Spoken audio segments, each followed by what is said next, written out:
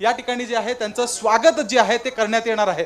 आपण बघू शकतो आदिल शहा याची आई आणि बहीण जी आहे हे सध्या एकनाथ शिंदे यांचे या ठिकाणी रक्षाबंधन करताना आपल्याला दिसून येत आहेत। अर्थातच एकनाथ शिंदे या ठिकाणी श्रीनगरमध्ये सध्या महारक्तदान शिबिर जे आयोजित करण्यात आलेले आहे, ज्याची संकल्पना मंत्री उदय सामंत यांच्याकडून करण्यात आली होती।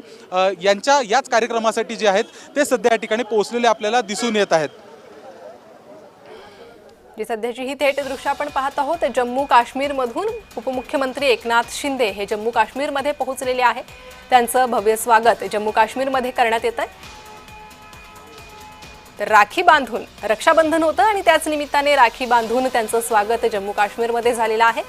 शिवसेनेचं महारक्तदान शिबिर आज जम्मू काश्मीर मध्ये पार पडतंय, त्यासाठी हजारोच्या संख्येने शिवसैनिक हे जम्मू काश्मीर मध्ये दाखल झालेले आहे आणि आता स्वतः उपमुख्यमंत्री एकनाथ शिंदे हे देखील जम्मू मध्ये दाखल झाल्याचं पाहायला मिळत आहे। तर अनेक कार्यकर्ते या ठिकाणी उपस्थित आहेत। जवानांसाठी महारक्तदान शिबिराचं आयोजन शिवसेनेकडून करण्यात आलेलं आहे। एकीकडून शिवसेनेकडून राष्ट्रीय पातळीवर पक्ष संघटना मजबूत करण्यासाठी प्रयत्न सुरू आहे आणि त्याच दृष्टीने शिवसेनेचं हे महत्त्वाचं पाऊलही असू शकतं। दरम्यान ऑपरेशन सिंदूरच्या पार्श्वभूमीवर सैनिकांनी जे साहस दाखवलं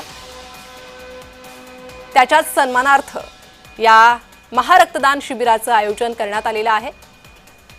मंत्री उदय सामंत यांची ही संकल्पना, त्यानुसार जम्मू काश्मीरमध्ये तयारी करण्यात आलेली आहे। शिवसेनेची बॅनरबाजी करण्यात आलेली आहे आणि आता स्वतः उपमुख्यमंत्री देखील या महारक्तदान शिबिरासाठी जम्मू काश्मीरमध्ये पोहोचलेले आहेत। तर आदिलची आई आणि बहीण यांनी शिंदेंना राखी बांधली आहे। राखी पौर्णिमा होती आणि त्याच पार्श्वभूमीवर शिंदे हे जम्मू काश्मीरात दाखल झाले, त्यामुळे त्यांचं औक्षण करण्यात आलं, त्यांना राखी बांधण्यात आलेली आहे। पुन्हा एकदा जाणार आहोत आमचे प्रतिनिधी शुभम उमाळे यांच्याकडे। शुभम, अतिशय महत्त्वाचं असं हे शिवसेनेचं महारक्तदान शिबिर आहे। आता उपमुख्यमंत्री एकनाथ शिंदे हे दाखल झालेले आहे, त्यांचं औक्षण करण्यात आलेलं आहे, त्यांना राखी बांधण्यात आलेली आहे।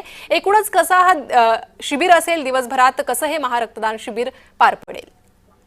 अर्थातच प्रणिता, आपण बघू शकतो एकनाथ शिंदे यांचं आगमन सध्या श्रीनगरमध्ये झालेलं आहे। अशामध्ये आता जी शुभम, मी थोडंसं तुला थांबवते, पुन्हा एकदा तुमच्याकडे येणार आहे।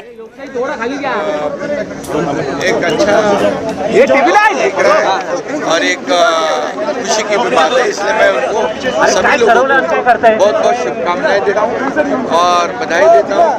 और आगे अभी ब्लड डोनेशन कैंप डोनेट करने के बाद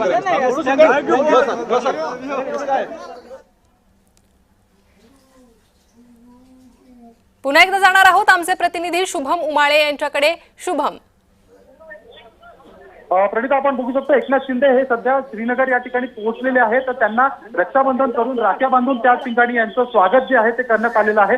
अर्थातच आदिल शहा यांची बहीण आणि आई जे आहे त्या ठिकाणी राखी बांधण्यासाठी त्यांना या ठिकाणी आले होते, त्यांचं स्वागत जे आहे ते झालेलं आहे। महारक्तदान शिबिरासाठी एकनाथ शिंदे हे सध्या या ठिकाणी पोहोचलेले आहेत आणि अशामध्ये समजा आता पाहायला गेलं तर मंत्री उदय सामंत यांची ही संकल्पना होती। 1200 पेक्षा जास्त युवा आणि सोबतच पहलवान जे आहेत ते सध्या या ठिकाणी पोहोचलेले आहेत। रक्तदान करण्यात येणार आहे आणि त्यानंतर रक्तदान झाल्यानंतर या ठिकाणावरनं हे सर्व रक्तांच्या ज्या पिशव्या आहेत त्या आर्मीकडे, नेव्हीकडे जे आहेत सुपूर्द करण्यात येणार आहेत। प्रणिता जी शुभम, पुन्हा एकदा तुमच्याकडे अधिक माहिती घेण्यासाठी येणार आहे। तुर्तास धन्यवाद या सविस्तर माहितीसाठी। तर सध्या श्रीनगर मधली ही दृश्य आपण पाहत आहोत। श्रीनगरमध्ये उपमुख्यमंत्री एकनाथ शिंदे हे पोहोचलेले आहेत, त्यांचं भव्य स्वागत करण्यात आलेलं आहे। त्यांच्या स्वागतासाठी श्रीनगरमध्ये जोरदार बॅनरबाजी देखील करण्यात आलेली आहे। शिवसेनेचे असंख्य कार्यकर्ते सध्या जम्मू काश्मीरमध्ये पोहोचलेले आहे, श्रीनगरमध्ये ते आहेत आणि या भव्य महारक्तदान शिबिरात ते सहभाग देखील घेणार आहे। 1000 पैलवान रक्तदान करणार आहे। तर अत्यंत महत्त्वाचं असं हे शिवसेनेचं अभियान आहे आणि हे बॅनर आपण पाहतोय शिंदेंच्या स्वागतासाठी श्रीनगरमध्ये लागलेले हे बॅनर आहेत।